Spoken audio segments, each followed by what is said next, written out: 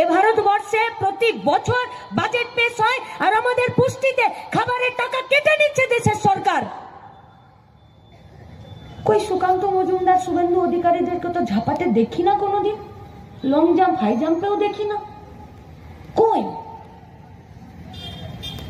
কারখানা তৈরির লড়াইয়ে কই দেখতে তো পাই না।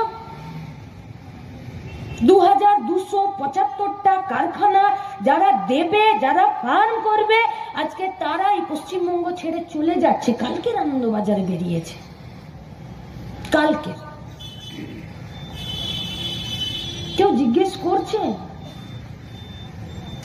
শিল্পের দপ্তর, তার নীতি, তার পলিসি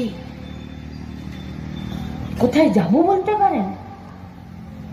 দুটো পথ, এক পরিযায়ী শ্রমিক হয়ে চলে যাও, নইলে ডিকিতে বোম বেঁধে নিয়ে